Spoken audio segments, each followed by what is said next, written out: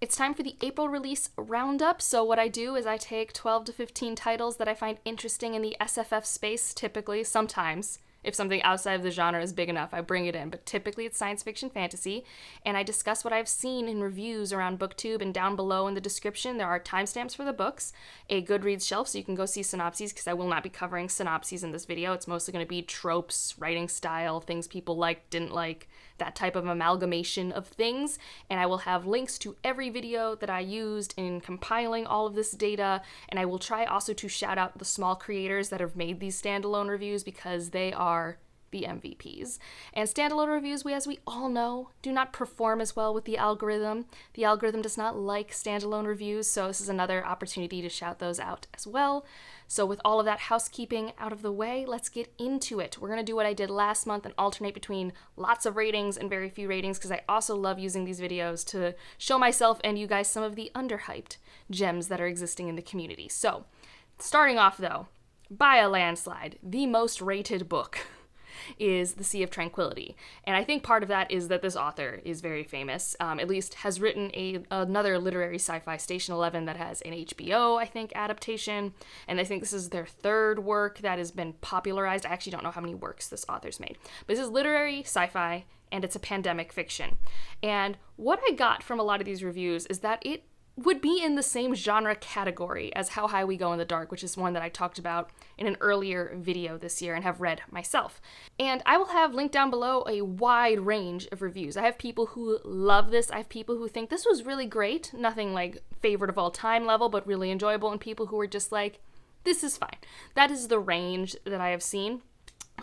So in particular, a new reviewer that I found, The Poptimist, I think really summarized this book in terms of it is literary flan, which I really liked the way he said that, how, you know, it's not the best dessert, it's not his favorite choice, but he does like having it once in a while. And I think that's kind of the note this is hitting for a lot of people. For some people, it's their favorite by her. I also have heard a lot about how this has Easter eggs from like her other works. So like the 3 novels, Station 11, Glass Hotel, and this Sea of Tranquility are in the same world.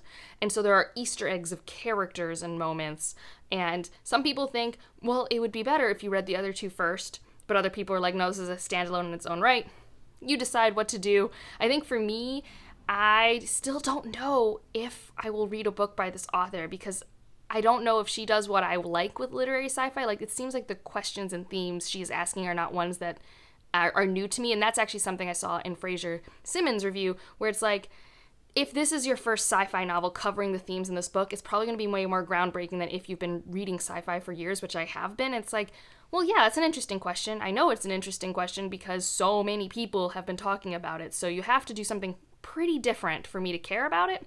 And it doesn't seem like this is like a super different, groundbreaking piece. That said, Josh at Josh's Bookish Void loved this and didn't like the other books, and part of the reason that he loves this so much is how the sci-fi element is used to interconnect these stories. It seems like character connection is a big deal for if you're going to like this, and the character interconnection that happens here, because we have multiple timelines in this story. From what I could tell, it's 3 timelines, and the sci-fi element somehow connects all of these, and like I said, it's like a pandemic thing. And another thing that every reviewer said and brought up is that this is very meta. There is a character in it who is obviously an author insert for herself, and some people really liked it and some people really didn't. I don't think I would have an opinion one way or the other about that. I think actually I tend to enjoy when authors commentate on their writing process, although I think this is more like her reflecting on what it's like to write a book about a pandemic and then be marketing a different book during a pandemic, if that makes sense, because I believe Station 11 is also a pandemic book. But that's enough about that. I have all those reviews down below if you need more thoughts. Like I said, this one's definitely one of those popular books that it has a range. This next one, I first had put on my radar by Leslie at The Nerdy Narrative, and I have another review also down below by Tina at Sound and Fury, who does a lot of great standalone reviews. Like, if you love standalone reviews, you need to check out Tina's channel. And this is a sci-fi humor, and that's The Stringers. And I didn't realize this had just come out because I remember Leslie raving about the humor in this book. So essentially, if you want your sci-fi with humor, this is probably a good thing to check out. I know it's not as wacky as Hitchhiker's Guide based off what I've heard, but it is still like a duo of people who maybe don't know the situation they're in, having to figure things out, is generally the vibes that I got. Leslie recommends it to people who like the humor in The Martian, and it's about friendship. It's about survival. I think the one sticking point, and in reviews I saw on Goodreads and something Leslie brought up, is that there are some technical sci-fi parts that can be a little bit exposition heavy and maybe can go over your head as a reader, but if you just like go with the flow and like be as confused as the main characters are, you're gonna have a fantastic time.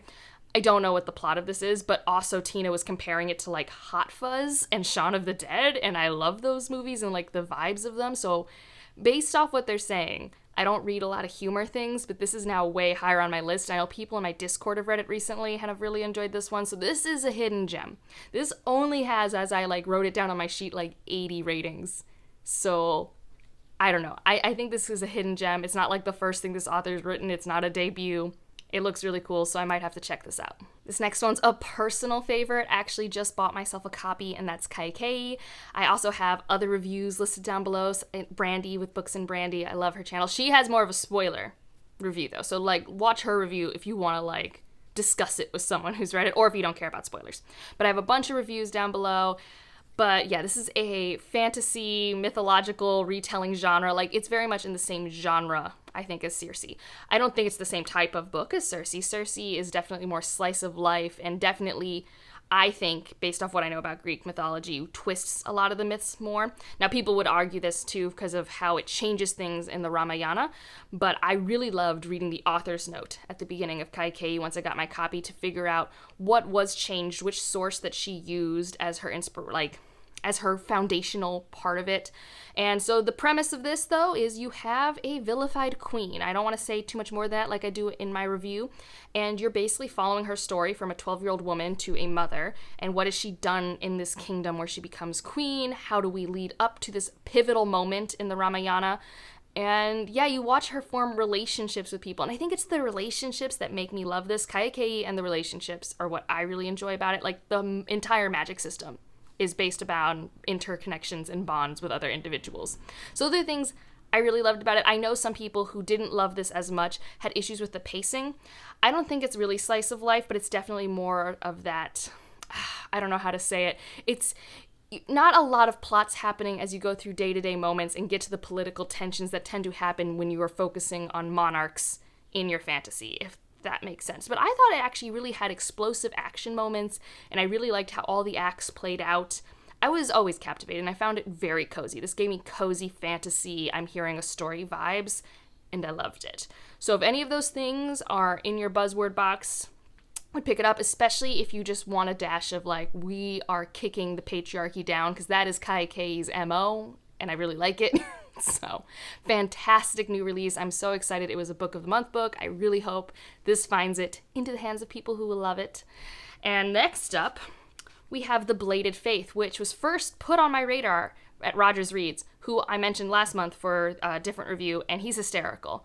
Quickly becoming one of my favorite new channels to watch. Really should go check him out. So funny, so good at just epic high fantasy book recommendations that I've never heard of before, and I've been reading epic high fantasy for like 15 years. So that's always a joy. And he had a review for this. That was the first one I watched, but there's also one by Grayskull and Holly Hart's Books. And even Aaron at Books and Busy just released a vlog where they talked about this book. And all of them had such a fun time with this. This seems like such a fun, fast-paced, really epic fantasy world. A lot of the monsters and gods that they were referring to in this book reminded them of like things in Elden Ring. At least that's something Roger brought up. So I love really epic fantasy things. So this has me interested. I love gods walking among men. That's a trope in this. And also, consistently, the friendships are something that were highlighted by a lot of reviewers and how their friendships carry the plot. And like, I'm a big relationships and books person. So good friendships, epic magic, gods among men. And it's a rebellion story, and those I've been burnt out on recently. But in theory, our main point of view is like this masked vigilante, which, hello, Batman, Rook and the Rose, like that's like another one of my buzzwords. So there are so many things in this work that have me intrigued, and I didn't know it was coming out. It kind of just like snuck in under the radar, and I'm really excited. And if I like this book, this author has a whole other series of books out there for me to pick up. So it's definitely on my list. Hopefully I've intrigued you, and if not, if I didn't do a good job, Go look at the reviews that I have down below. This next one had so many controversial reviews, and it was on my TBR for the month anyways, that I already started reading it. I haven't finished it, but I was just like, I need to know where I am going to fall on the opinions for this book, and that's Nettle and Bone by T. Kingfisher. This is not my first T. Kingfisher, but I have read a short story in the Mythic Dreams short story anthology. Now, I've seen everything from 5 stars, dark, fairy tale, macabre, like everything I love, to kind of missed the mark for me, not something that I really connected with or loved, had pacing issues, etc. So it was a range of things. And even in my Discord, I think that's what pushed me over the edge. People were like, maybe my expectations were too high. I haven't liked this Kingfishers, but I've liked these ones. Like, it seems like T. Kingfisher has a wide range of writing ability and genres and tones. And that's so exciting for me as like a new reader of her works. But I picked this up and it is meeting me in my moment. It is dark. It's a dark fairy tale that has what I would call a horror atmosphere, even though I don't think it has horror tropes in it. Like, the first scene is our main character assembling a bone dog. And it definitely, when it chooses to be graphic in detail, it's pretty graphic. And I love the descriptive sentences, but there is a distinct writing style. So if you don't like the writing style that's in this book, I would totally get it. It's definitely descriptive and lush and fairy tale-esque at times. But I love Mara. Mara's the main character, and again, when I love a character, I love a character, and Mara's a 30-year-old woman who still doesn't know what to do with her life, and hi at me, yes. Yes. Very protective sister energy, which again, I hyper resonate with.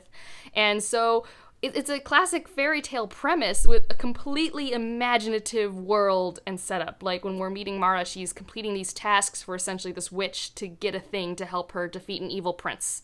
Like, that in itself, very bare bones fairy tale architecture. But there's like a demon and a chicken. So I think because it is so weird, it can't be a favorite for everyone. But because I think I just love Mara, and I do love dark fairy tales. Like, I need more of them in my life, and I think I just, crave them. Like, I think I've read The Changeling, and I love Pan's Labyrinth, which is a movie, not a book. Well, I think there is a book, but I'm referring to the movie. So if you've also been needing that itch scratch, and if you want to meet the character of Mara, who, like I said, is just a 30-year-old still figuring things out, and she's also very crafty. I really appreciate that about her as well, because I'm very crafty, like with yarn and stuff. I don't think that's like a huge character trait, although like she does think about it once in a while. I just love that it's a third person point of view book, that we do still get like inner thoughts of Mara, like how that's done. It's working for me. I just picked it up yesterday. It's all that's on my mind. I should stop rambling. But like I said, it's got a whole range. I have reviews down below. Judith, Brooks, and Bethany. It's a good time. Now, we're going to get quickly in this one. I'm not going to talk about this too long. There aren't that many reviews, but I did want to shout out one review that was Bar Cart Bookshelf for the Discord of Gods. Now, the Bar Cart Bookshelf had a fantastic review of the Discord of Gods without spoiling the rest of the series, and then also makes a drink inspired by the books. And he does this for so many books on their channel, and I think I have them listed for the next review I talk about as well, which, again, another fantastic review. So, new reviewer on my radar, which has me excited. But Discord of Gods, 5th book in Chorus of Dragons, my review should already be up on the channel, because I filmed it. And I filmed it in one take. Actually, no, I had to film it twice, but the second time I didn't have to do any cuts. I was very proud of myself. I love it. It's a fantastic ending to the series. It's very satisfying. I think it fits with the tone of what you had before. I think, in terms of a series, you and the author have this like unspoken dialogue, and I think she delivers on meeting your expectations. I don't know really how to say it. There's just tons of POVs. It's very satisfying. And I think maybe some of the things that will disappoint some people is that there are a ton of POVs. You don't get to really sink into any POV for long. It's more of a straightforward narrative, which maybe some people are craving after some of the weird narrative framings of her books. And the beginning's a setup. You have to set up the chess pieces at the beginning of this book, and then once you hit about the 45% way mark, it just goes. Like, I read 250 pages of that book in a day. Like... It was wild. It took me a while to read the first 200 pages, but once everything was set up and we were watching the dominoes fall, I couldn't look away. It was a fantastic ending to a series. I will point you to my review. If Judith's review's up, I will point you to hers, because I know she's working on hers. But yeah, I'll just briefly, since this is the 5th book in a series, but it came out in April and I'm obsessed and this is my video, my channel, my rules. And like I was saying, the review I have up next that also has a book cart bookshelf review is The Fevered Star. There are a lot of important sequels in this video because people have posted so many reviews for this one and one other sequel. We'll see if you can guess it. It's probably in the thumbnail for clicks. But The Fevered Star is the sequel to Black Sun by Rebecca Roanhorse. I have a review for that first book, and I was good with it. It's like a 3.5 star book for me. I didn't really love the ending. I loved everything up to like the 80% mark of that book. And what I have gathered from basically every review, and I have so many reviews. We've got Bibliophile, Jessie May, Mara, Laura, Bethany, The Book Cart, Elliot, Jess. So many people have read and reviewed and talked about this book. And what I have gotten, the gist, this is a middle book in a series. Middle book syndrome is strong with this one. And it focuses on point of views that aren't fan favorites. And I'll just leave it at that in case you don't want to know more, but you can look at all of these other reviews if you want to know. But it definitely focuses on point of views that are not typical average fan favorites. And it has a slow start and kind of sort of still like a minor cliffhanger ending from what I can tell, and it's setting up things for the 3rd book. So I don't know when I'm going to get to it. Part of me wants to pick it up because Jessie May's review had me interested because she said it's pretty dialogue heavy, which can kind of be one of my buzzwords.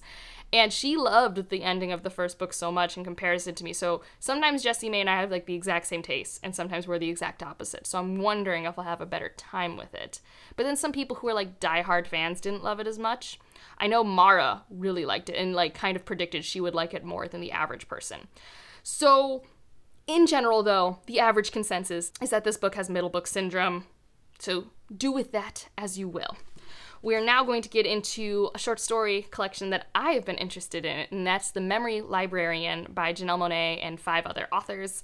And I love Janelle Monae's music. She's fantastic. Electric Lady is like the perfect blend of modern day music in the 80s. It is like my soul.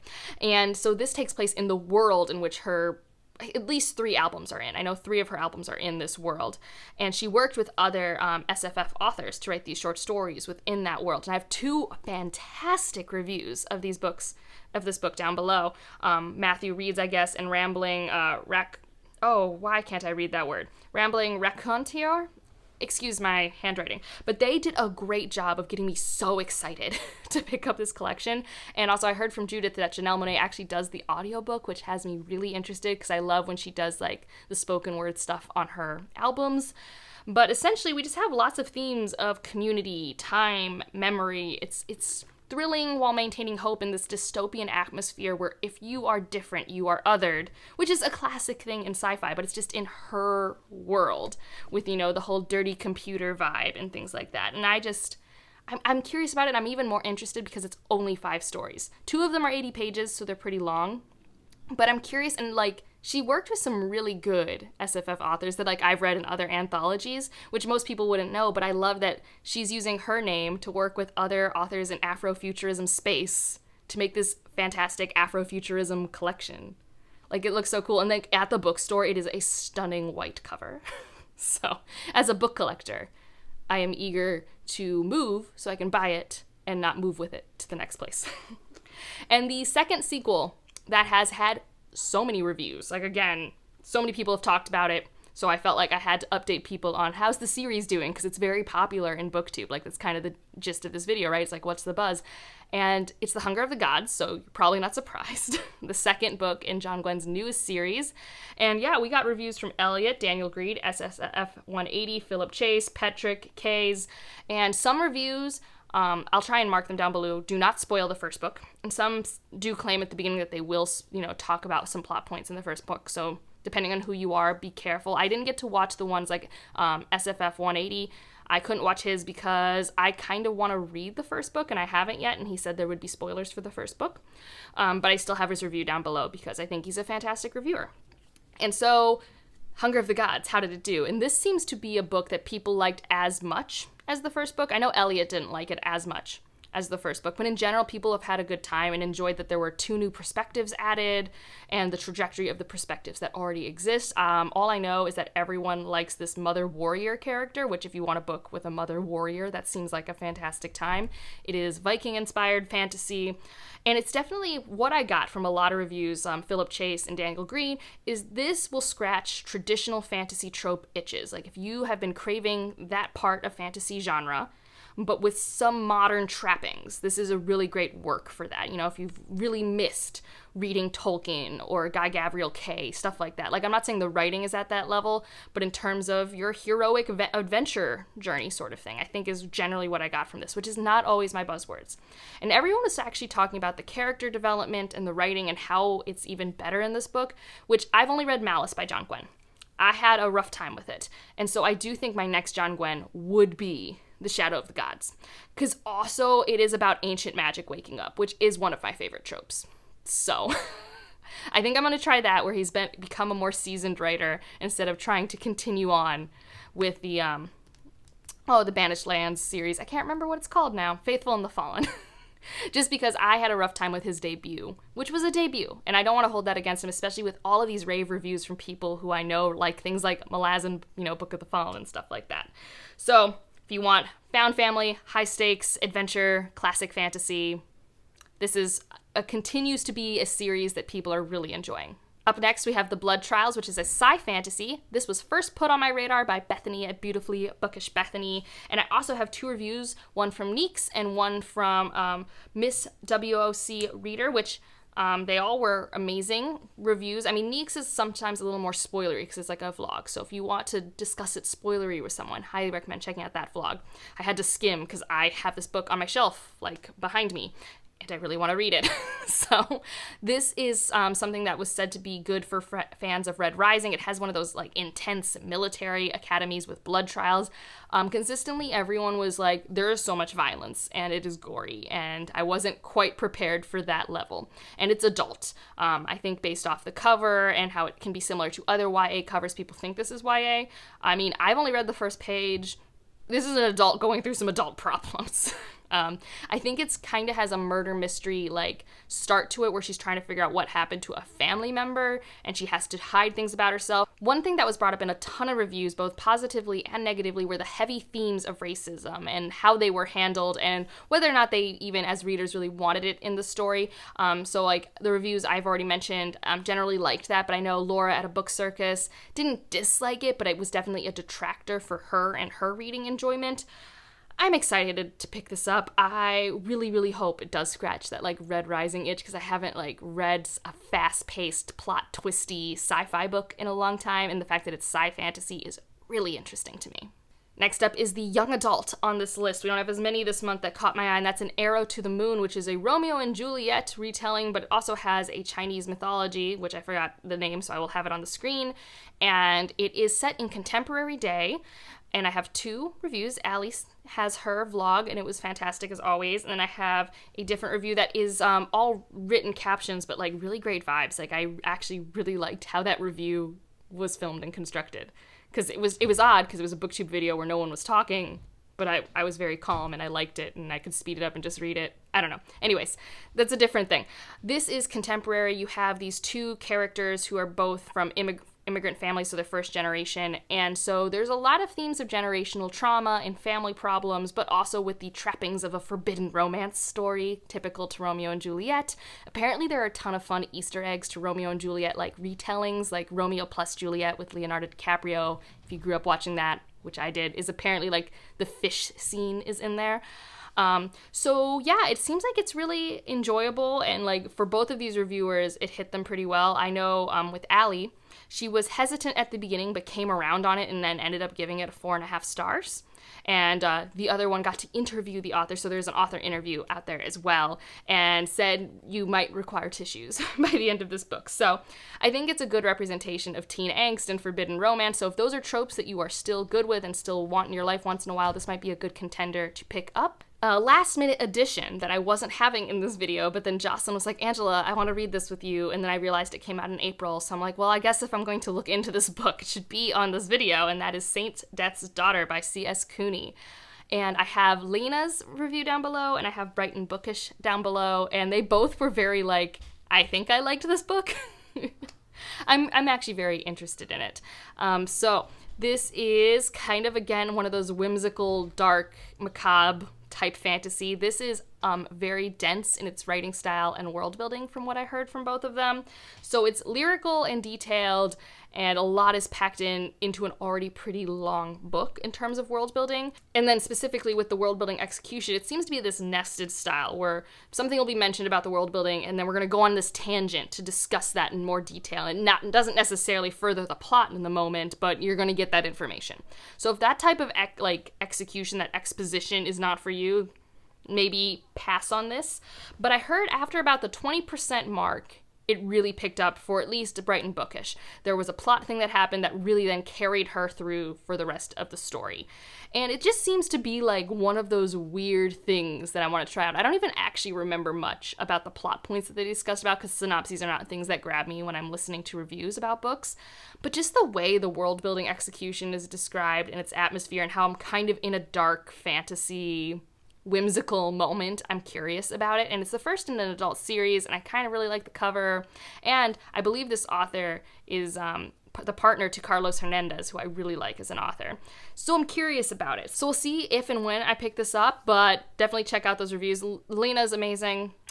One of a really underrated reviewer from Spain. Highly recommend. And now we're getting into our last two books. One should be pretty quick. This is a novella, Spear. It's an Arthurian retelling, and most people are having a really good time with it. It is a gender-bent story of, I think, a lesser-known knight. I don't know who it is. No one will talk about it. I think that's part of the discovery of the story, and they're LGBTQ. And in general, the only complaint I saw was that they would have liked this book to be longer. So Arthurian fans seem to really like this, and I saw people who maybe aren't as familiar with the myths really liking this. I'm curious about it. I might take it out from the library. I also heard in my Discord that someone gave it 5 stars who never gives books 5 stars. So I'm really curious about it. Just wanted it out there on your radar in case Arthurian retellings are your thing. This seems to be a good one, and I know in the past couple years we've had a wide range of successful or unsuccessful Arthurian retellings. And the last book we'll talk about is the one that a lot of people do not like, and that is In a Garden Burning Gold. So, this is one that has a 3.62 rating as of today on Goodreads, and that's bad for Goodreads, especially this early on. It is one that is getting some rough critiques. A consistent one that I think is actually the deal breaker for me, because I have an arc of this. I was going to read this book, and I don't think I'm going to anymore. Gray Skull has a fantastic review down below that I have linked that I think really helped me solidify I'm not picking this up. So the writing style doesn't seem to be consistent. There seem to be different ways that the author approaches world building, plot driving situations, character development. And so that's probably a jarring thing. But in general, the thing that for me is the deal breaker is that we have immortal characters. These are god twins with a god father and stuff like that. It's Greek inspired. And they act like children and teenagers, even though they're hundreds of years old. So that's definitely not a fantastic thing to hear. And in general, it seems like it's just extremely slow-paced, and it's not a standalone. I thought this was a standalone. It is the beginning of a series with a cliffhanger. So you go through this really slow, meandering beginning to get to some plot at the end, and then be cliffhung for the next book. And so, I'm going to let those other reviews speak for it, but I'm passing on this one based off all of these negative reviews. The highest rating review I could find was a 3.5 star. And that review was Books and Other Nerd Things. So if you want to see the most positive review I could find. But, oh my goodness. What a disappointment. I remember being really excited about that one. But that's this video. Let me know. What are some other books in April that you've read and really liked that you think should be on my radar to maybe pick up? What books on this list intrigue you? What books do you think you will also pass on? And if you want to leave an emoji, do a spear for spear, because I'm just looking at my notes and that's the first word I saw, and I think there's a spear or a weapon emoji, medieval. We had some medieval things on this list, like the Hunger of a God. So we'll go with that. And if you liked it, subscribe if you want to, and I'll see you in the next one. Bye.